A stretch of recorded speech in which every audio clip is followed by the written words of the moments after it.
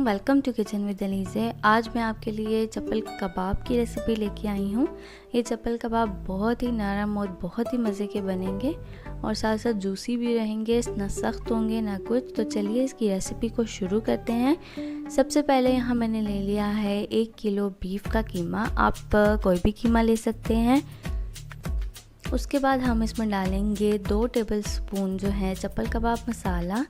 नमक डालेंगे इसमें हस्बे ज़ायका, आपको जितना नमक पसंद है आप उतना डालें। उसके बाद पिसा धनिया, कुटी मिर्च, पिसी हुई लाल मिर्च, ज़ीरा, गरम मसाला, 1 चुटकी हमने इसमें अजवाइन डालनी है और साबुत धनिया मोटा मोटा कूट के डालना है और इसको मिक्स कर लेंगे और इसको हम थोड़ी देर के लिए मैरिनेट करेंगे इस टाइम। तो अब आप ये देख सकते हैं कीमा अच्छी तरह मैरिनेट हो गया है। अब यहाँ पे मैंने 3 मीडियम साइज़ के प्याज ले लिए हैं और उनको अब हम इतना चॉप कर लेंगे कि वो बिल्कुल बारीक से हो जाएं। ये आप देख सकते हैं। अब आपने इसमें क्या करना है, इनको लेना है और प्याज़ों का पानी को हमने निचोड़ लेना है। और अब मैं अपना कीमा चॉपर में डाल रही हूँ और 1-2 मिनट के लिए चॉपर में आपने कीमे को इसी तरह चॉप कर लेना है। और अब ये देखें हमारा कीमा एक जान सा हो गया है। अब आपने कीमे को ये वाला स्टेप लाजमी करना है, आपने अच्छी तरह कीमे को मसलना है।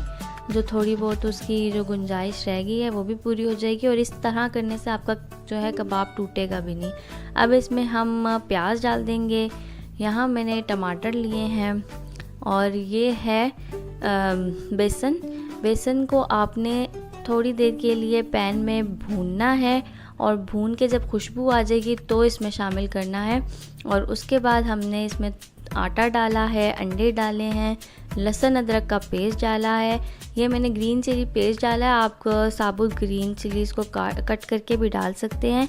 और आखिर में हम इसमें डालेंगे बटर और बटर डाल के हम इसको मिक्स कर लेंगे। और अब ये देखें आपने चप्पल कबाब का साइज़ थोड़ा बड़ा ही रखना है क्योंकि जब आप इसे फ्राई करेंगे तो ये जो है ऑटोमेटिकली जो है वो थोड़ा छोटा हो जाएगा, तो आप उस हिसाब से रखिएगा। तो अब यहाँ पे मैं सारे चप्पल कबाब जो हैं एक एक करके फ्राई कर लेती हूँ।